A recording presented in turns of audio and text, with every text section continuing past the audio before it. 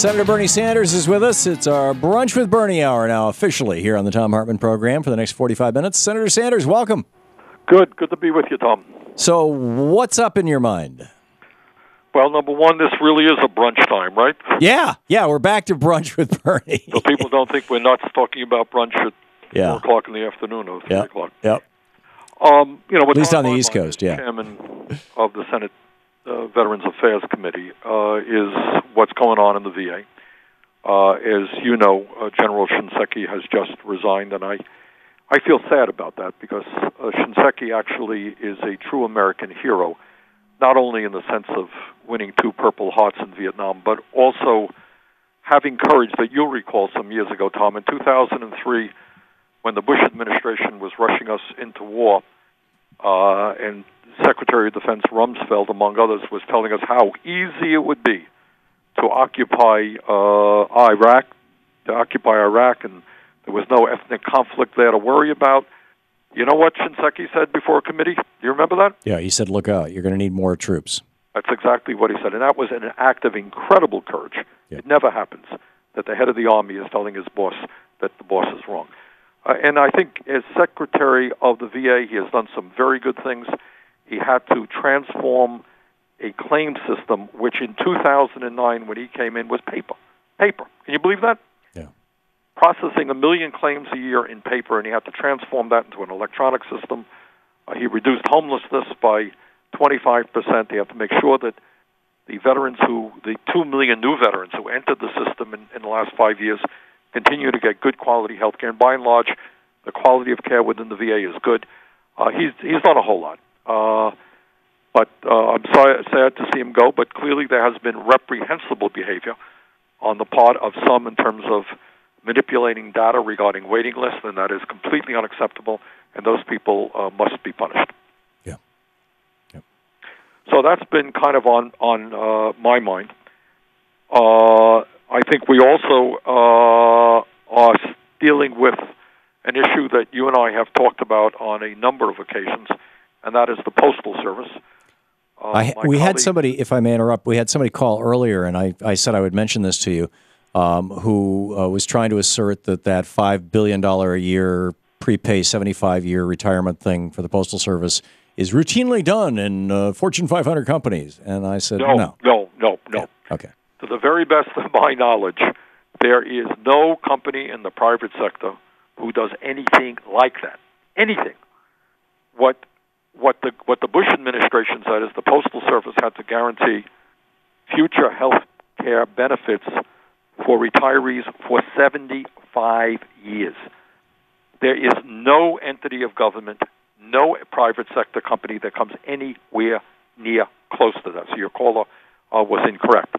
But if you address that issue, if you say that right now they have over $40 billion in their fund, that we don't need to put more money into that fund for the immediate future, the truth is that this year the U.S. Postal Service will run a profit of approximately $1 billion, net operating profit, more money coming in than going out. And then if you do what many of us believe should be done, is they give the Postal Service more flexibility in terms of producing new products and services. For example, incredible as it may sound, Tom, you walk in to a postal service and you say you've just purchased a gift. You say, well, I'd like to get this gift wrapped. Can you do that for me? The Postal Service will tell you, no, it's against the law. I can't do that. If you want to get 10 copies of a document printed up, can't do that. They don't do copying. They don't provide notary public services. They can't ship wine or beer. One whole area out there that has real potential is banking. There are a lot of low-income people now who have to do their banking services at payday lenders who are ripping off people big time. I think that is an area where the Postal Service can be involved, and that goes on in other countries as well. So we're going to fight to protect the jobs of the Postal Service, to protect Saturday mail delivery, to protect speedy mail delivery. I don't want to see processing plants all across the country shut down. But this is a big issue for our Republican friends who want to do to the Postal Service to what they want to do to Social Security, Medicare, Medicaid. They want to cut, and in many cases move to privatization. And anything else up, or you want to start taking phone calls? Those are some of the issues that are on my mind.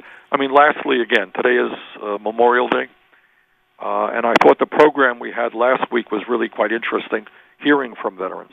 Yeah. And I hope veterans will give us a ring today. I'm only going to be able to stay on for a little bit longer, but today is the day that we honor those men and women who died, who gave their lives for this country and their families. And we pledge to do everything that we can to make sure that our veterans get the best quality health care that they can and get the other benefits to which they are entitled. Yeah, or this is the week of Memorial Day. Yeah, absolutely. Senator, what do you think the chances are? The Senate has passed it back to the House, and John Boehner is sitting on it. The long-term unemployment insurance can be extended for the roughly 2 million people that are... We passed it in the Senate. And, to me, Tom, it gets to the root of a moral behavior. Do you leave people who are suffering from long-term unemployment, people who may have worked their whole lives, lost their jobs, and finding it very, very hard? This is especially true for older workers, hard to find new employment. And do you say to those people, well, tough luck. You're going to get nothing. You have no income. You're going to lose your home. You're going to lose your cell phone, so you can't go out and get a job. You're going to maybe get evicted from your house. I don't think that's what you do, and I don't think you do that from a moral perspective, but I also don't think you do that from an economic perspective, because what most economists understand is that the best way to create jobs and stimulate the economy is to put money into the hands of people who are going to spend that money. And if there's anyone who's going to spend that money, it's somebody who is long-term unemployed. They're going to have to spend that money in their community. And in fact, if we do that, if we extend long-term unemployment, we create hundreds of thousands of jobs. So to me, that's what we should do. And we also, on the agenda, is the need to raise the minimum wage. You're going to see legislation coming up pretty soon to replenish the highway trust fund, so that we have the money to rebuild our crumbling infrastructure. It is not enough, but when we put money into road construction and bridge construction and rail construction and sewer and wastewater plant construction, you make the country more productive, in my view, and you also create a whole lot of jobs, something that we have got to do. Okay. Senator Bernie Sanders is with us. It's our Brunch with Bernie hour today. And we will be taking your calls for Senator Sanders right after the break. It's the Thom Hartmann Program. Be sure to check out Bernie's website, by the way, sanders.senate.gov. You're listening to the Thom Hartmann Program. Call 866-987-THOM. And, of course, Bernie has a very active Facebook page that you can track down fairly easily, too. We'll be right back.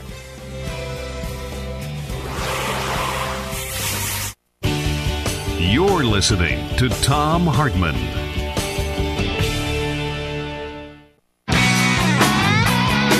Welcome back. Thom Hartmann here with you. Senator Bernie Sanders is on the line with us. Our Brunch with Bernie hour, although we're going to end this at 1:45 because Bernie's got a boogie along. So let's get right to it. Anna in 10 Mile, Tennessee. You had a question for Senator Sanders? Yes. First of all, Doc, you're my favorite member of Congress, and thank you so much for everything you do. And the only way that you'll stop being my favorite member of Congress is if we can elect Dr. Mary Hedrick in East Tennessee. Then you'll be my second favorite. But the reason I'm calling is my brother's been with the VA for almost 30 years. My uncle is a World War II veteran with the VA. And for the first time in 30 years, my brother has gotten a letter that says they're going to start drug testing for marijuana and that it could affect their benefits. And I wonder about the timing of this. I think it's a waste of time and money for the VA, and I don't think it's right for the veterans, especially with the changing legal situation. Anna, thank you very much for that call. I will investigate what that is about. I was not familiar with that, and we will investigate it. This could be very problematic. Thank you very much, and for the service of your family in the armed forces. Thank you. Rusty in Sonoma, California. You're on the air with Senator Sanders. Hi, Senator. the reason why I was calling is my background is a software salesperson on the business side. My wife is a critical care doctor in a hospital, and I've run a medical practice before. One of the big problems that we've seen in the VA is they're not set up on new technology with EHRs, and they're not retaining doctors because they're not paying them enough. My wife had to do a rotation through the VA, and it is extremely hard in the VA to get anything done. I'm wondering if there's any thoughts on that. Well, Rusty, there are a lot of thoughts on that.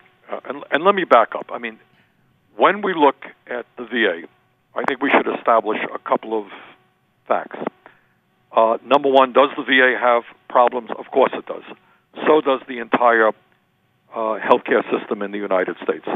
You know, we have over 40 million people who have no health insurance at all. We have about 45,000 people a year die, according to a Harvard study, who don't get to a doctor when they should. We lose between 200,000 and 400,000 people every single year because of medical errors in hospitals. So, and after all of that, we end up spending far more than any other country on earth for healthcare. So we have problems in our entire healthcare system. I think it is true that there are parts of the country where VA does not have enough doctors and nurses. One of the reasons for that is that the private sector, in many cases, is paying higher salaries than is the VA. And that is an issue that we have got to work on. Rusty also mentioned some technology issues. That especially applies to scheduling, and that's another issue that has to be worked on. Carl in Riverside, California. You're on the air with Senator Sanders. Carl, listening on Sirius? Yes. You're on the air. Yes. My name is Carl. Senator Sanders, you are the best, and if you run for president, I will do whatever I possibly can do to get you elected. Anyway, I'm a disabled Vietnam veteran, and Tom, just for your own edification, I did get the GI Bill from Vietnam. Wow. I think, pardon me? I said, wow, that's great. Yeah, and all Vietnam veterans did get it. I think that the VA is doing an excellent job given the number of people that they see. However, this bonus business is just unbelievable. I'm not sure why the VA gives bonuses to their chief executives. I think that that's wrong. And the last thing, Senator Sanders, is that I'm a totally disabled vet, and I have a service dog, and he has literally saved my life, and I'm talking about literally. I was committed to psychiatric ward in the Loma Linda Hospital, which is probably one of the best in the country, and I'm on the way right now to there. Lastly, Loma Linda has referred me out to Eisenhower Medical Center, which is probably one of the best hospitals in the country. And I'm getting a colonoscopy and also dental at my own private doctor. And so they are farming things out. Right. But they're doing the best they So, Carl, what's your point or your question for Senator I Sanders? got Carl's point here. And look, here's what you got. The VA, in general, I mean, most of the veterans that I talk to who live in the real world, who understand what's going on in our country, think that VA healthcare is not perfect. But when they get into the system, it is a pretty good system. And that's not just what veterans feel, Tom. That is what a number of independent studies have shown. This issue of bonuses that Carl talks about, let me briefly tell you what the theory behind it was. In a sense, what the VA tried to do, it turned around and bit them in this sense.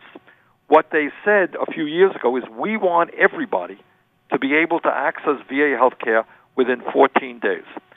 Compared to the private sector, that is a pretty ambitious goal. As you know, Tom, there are many parts of this country where people can't find a primary care physician, or they wait weeks and weeks or months in order to get into a doctor's office. VA said, I want you in 14 days. Well, you know what?